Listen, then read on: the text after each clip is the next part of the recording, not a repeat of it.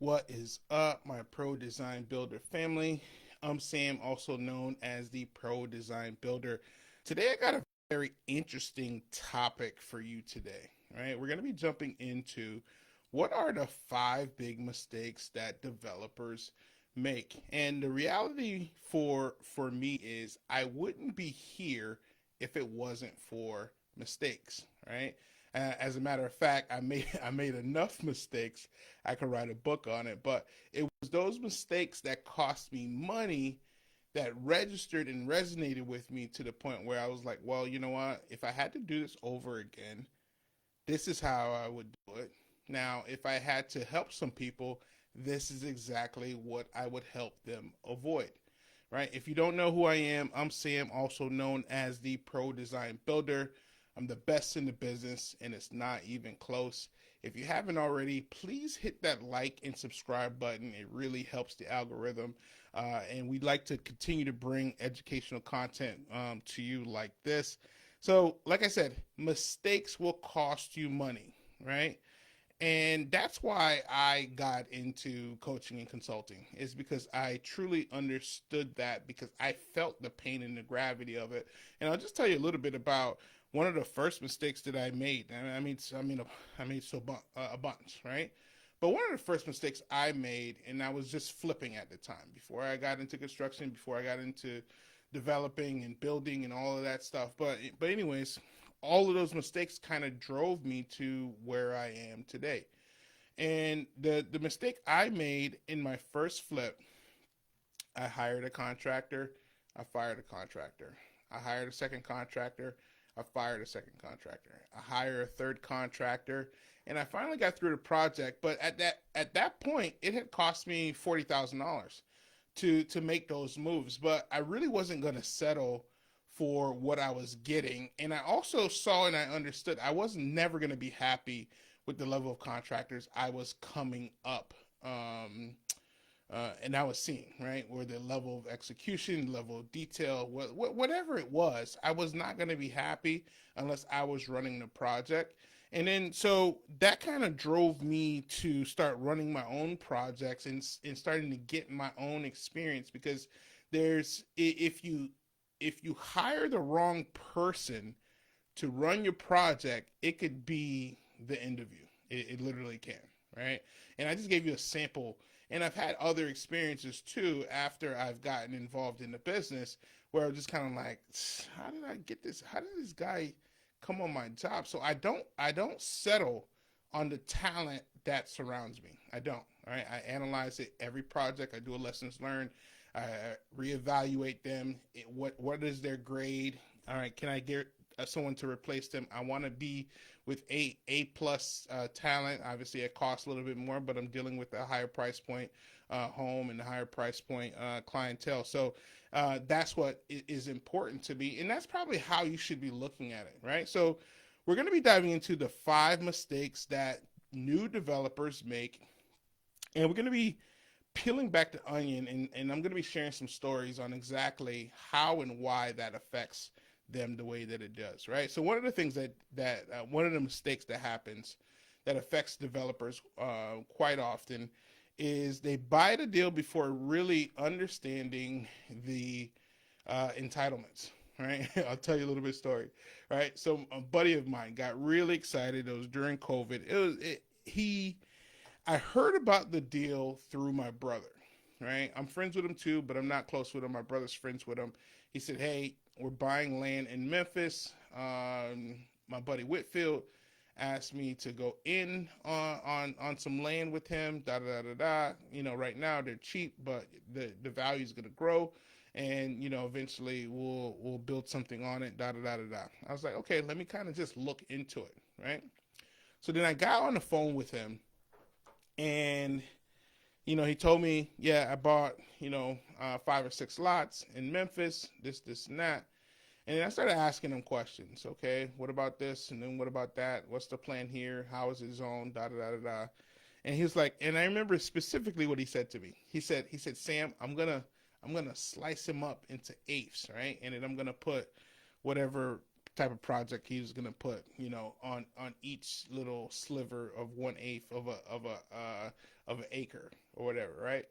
And I was like, okay.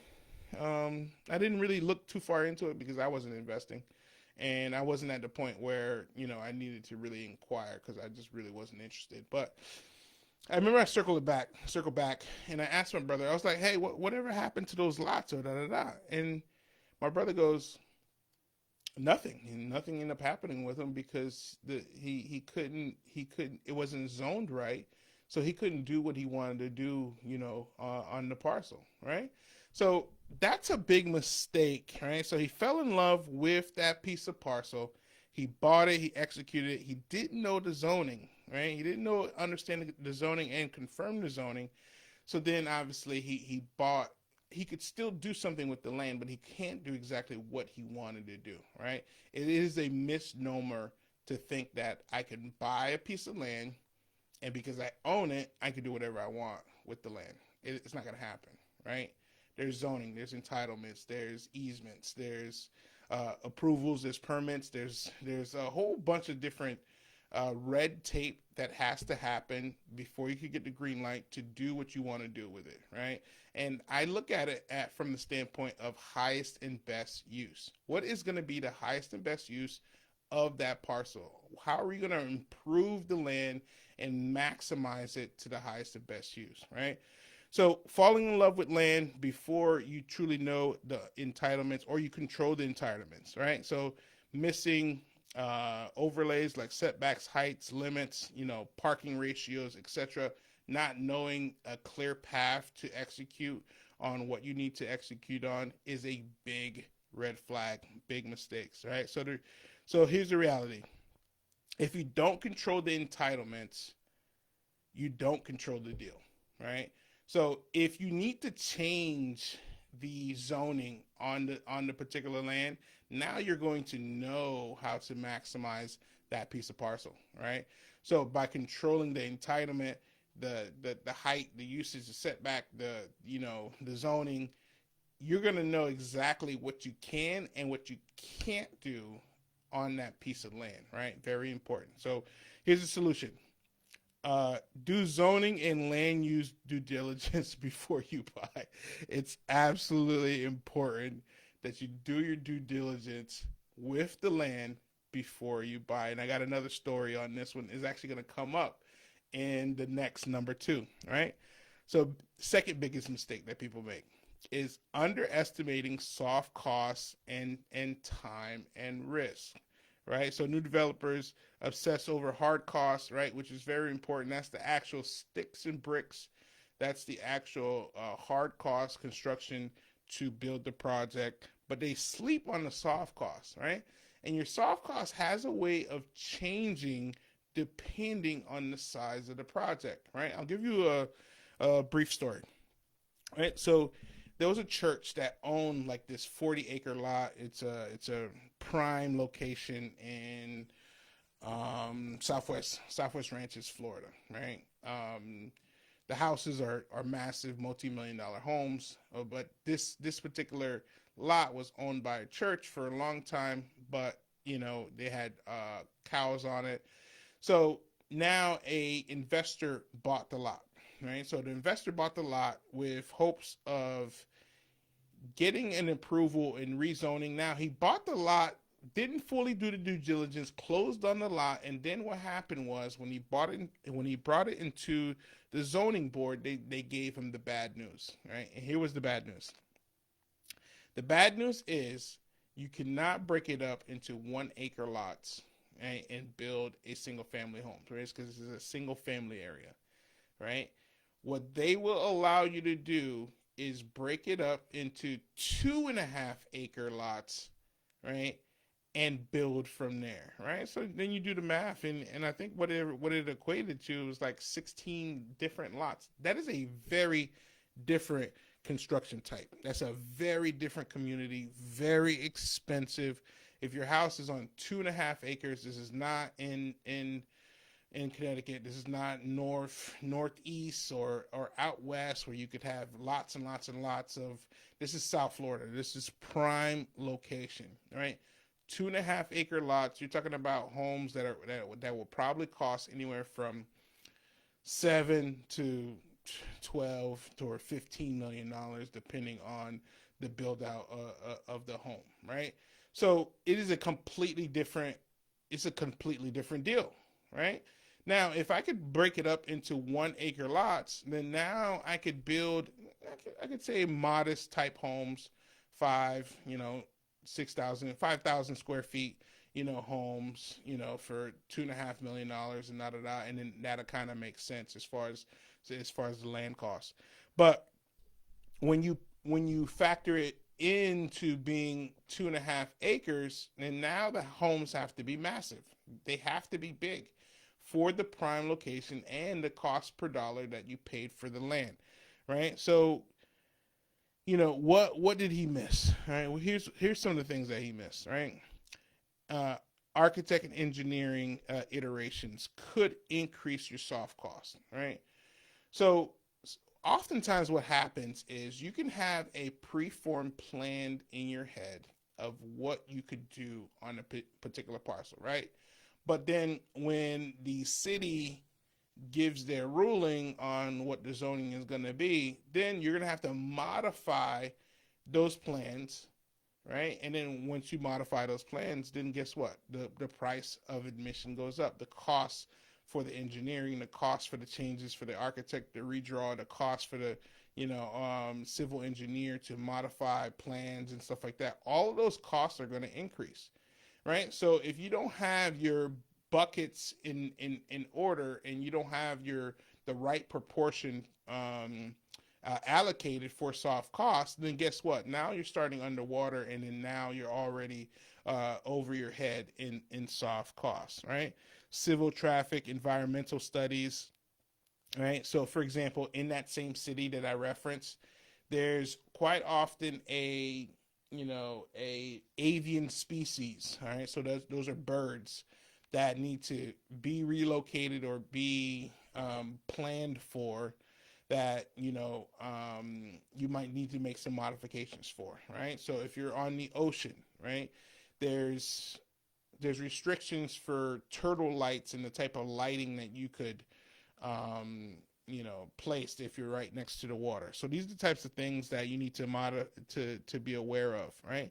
Legal impact fees. Impact fees are going to change and increase depending on if there's been a parcel or a house on the land before, or are we running all new electric, all new plumbing, all new city water connection to the location, right? Your impact fees are going to be massive, right? You need to be thinking like this, right? So one of the most important things is, especially if you haven't launched a project before, knowing and understanding, buy a house, knock it down. It already has the connection. Your impact fees are going to be a lot less. Your impacts to the environment is going to be a lot less, and then that's what impact fees truly are. And obviously, if you start with one, or if you do a couple multifamily, that's fine as well. But start with one and lessen your impact with buying a property, buying a piece of land, knocking the house down, and it already has a lot of things already established, including roads.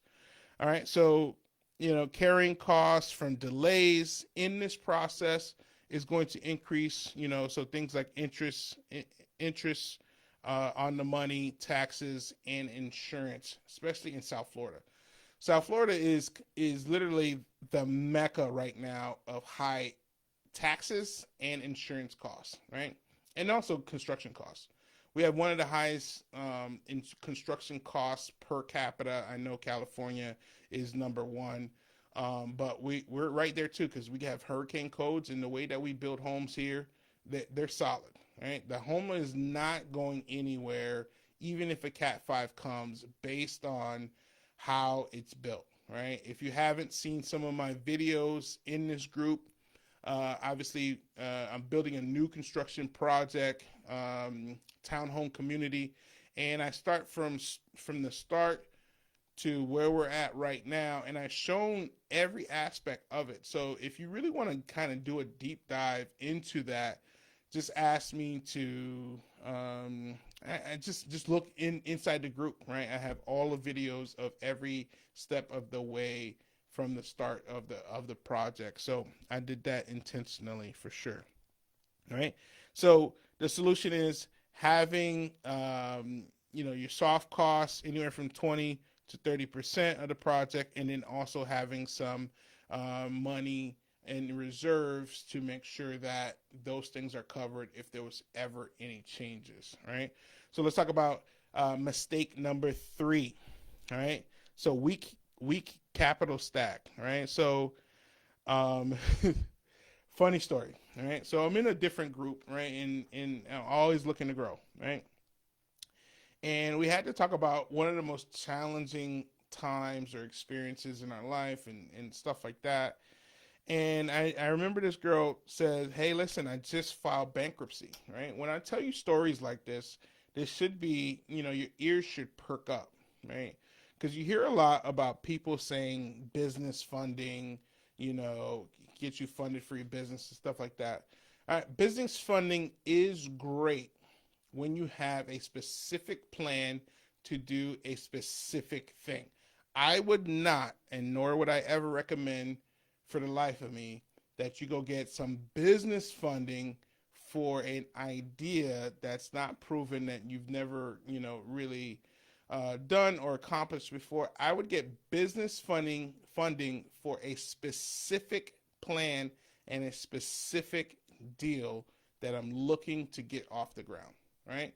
So this girl explained how she had to file for bankruptcy because her mentor recommended that she got, business funding, and obviously she didn't fill in the blank with the rest of the details on where it was allocated or how it happened, blah blah blah. But anyways, her exit is she had to file for bankruptcy to exit, that particular situation, right? So that should be a red flag to you to understand if you don't have the capital positioned the right way, it's going to be a problem, right? So here's some of the challenges. Too much high interest debt, right? So you took out the loan, right? You're paying too much interest on it. And here's what it says in the Bible: the debtor is enslaved to the lender, right? And I've been in this situation before where I needed to close a deal. And when I closed the deal, at the end of the day, I look at the lender statement and I look at what was paid out, and I was just like, I just worked for them, right? I'm thinking I'm working for myself, which I am, but I just kind of worked for them, right? And you don't want to be in that position. That's not the position you want to be in, right? So, no contingency on your capital. All right, always have the capital contingency planned inside of any and all of your deals. It's a lifesaver for you to have that. So not having that, investors who don't understand new development risk, right? This is a risky business, right? And if you don't understand the risk involved with it, you're gonna get in trouble, right? And then also too, no clear waterfall or exit strategy. So waterfall is multiple exit points in your process, multiple ways to get capital throughout the deal, whether it's developer's fee, whether it's through the construction, whether it's however you structure your deal, and then also too looking at it with the end in mind first with your exit strategy is also going to save you at the end, right? So patient equity and understanding the timeline is going to be the way that you find a solution to this problem. So having realistic timelines. I remember I took a course. I took two courses actually, and this guy was a PhD, and he talked about construction timelines, right? And he broke this down, and I have this saved, and he talked about how long a project take, and then what the cost end up being with how long it takes, and then how quickly you get a project done versus how much it ends up costing. It was eye popping, all right? So having your project stay on schedule and end on schedule is going to be a big money saver to you. And if you don't know what the right process is, you're going to be up a creek, so to speak. All right. So here's one that people you see online a lot, which is, I struggle with this one, right? And I've encountered it so much, and I struggle with it. I'm gonna struggle with it, and there's ways around it, but let's just dive right into it. People trying to GC it without systems and experience. Right now, can you? Absolutely. Right. I GC'd it without the proper experience, but I kind of gained experience along the way. I was gaining experience, gaining experience before I got there. Right. But the one thing I encountered quite often, more often than not, is as a builder, right? I encounter a client, and the client goes to me, "Oh, okay, yeah, well, we're just gonna do it on our own. I see what you guys do. You guys, you just call some people and da da da da da." I'm not gonna lie, my job is very hard as the builder, right? It is, right? A lot of logistics, a lot of relationship, a lot of red tape, a lot of permitting, a lot of architecture, a lot of things that I know you don't have those relationships. And if you try to walk into that and you don't have the sequencing, right? And you don't know all of those things, right? Your project is going to be delayed, right? And guess what's going to happen? When your project gets delayed, it's going to cost you money, right? To the tune of 10. So one person had approached me, right? This is as a builder, right? And I like to follow up with people just because I kind of like to see what their process is and stuff like that. And I remember them saying that they were going to just do it themselves, right? I was like, okay. And I think it was probably like 2 years later, I followed up with them, but I was like mainly just kind of looking at addresses and looking at permit history to see if I could get the whole story on kind of like what happened on this particular project. And what happened on this particular project is the house sold, but it's sold as a shell. It's sold undone, right? What does that tell you? This is very hard, right? This ain't Legos, right? Can you do it? Absolutely. If you have the right relationships, if you have the right sub and trade partners, if you know the right sequences, you can do it, right? So I'm not going to say that. I just strongly, especially for your first deal, I prefer to hire a professional and then sit, watch, ask questions, take a lot of notes, and really understand the process. And then from there, yeah, bet on yourself and then manage the project, right? But when you try to take it on as the GC and have never had experience, you really are leaving yourself susceptible. And then guess what? You're gonna cost yourself some money, right? And that's why this is a big one from there. And I told you my story in the beginning, right? Hired, fired, hired, fired, hired, fired. This is not necessarily a place you want to be, right? So here's the reality: poor scheduling, weak contractor control, missed inspections, change orders, all of these things that come along with the process that you've never done before is going to cost you some money, right?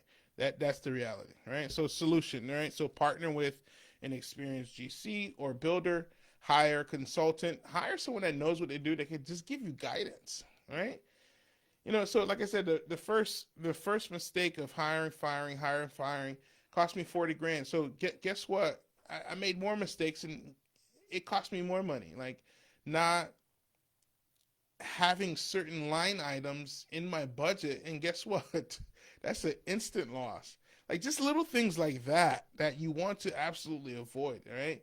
And you don't have the 8 years that it took, almost 9 years it took for me to kind of acquire, all of this experience. So it's best that the game changed for me when I got around very experienced entrepreneurs, right? And what happened was 2 years in, I told my wife, I was just kind of like, I don't know if I'll ever be happy in this business.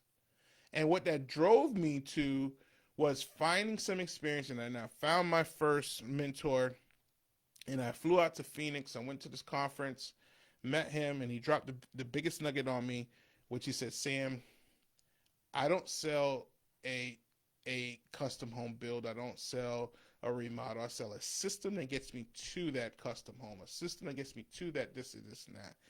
Right. And I just remember writing that down, and I was like, this, maybe I've been looking at this all wrong. Right. So having the right systems in place to get you from start to finish is what's truly the pro design builder is all about. Right. Start to finish. As a design build firm, we take clients from start, concept to completion, right?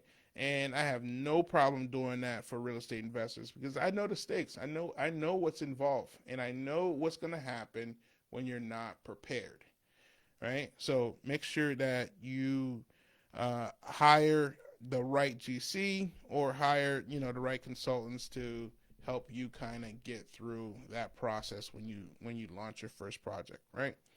So mistake number 5: no clear exit strategies from day one. You need to have the end in mind from day one.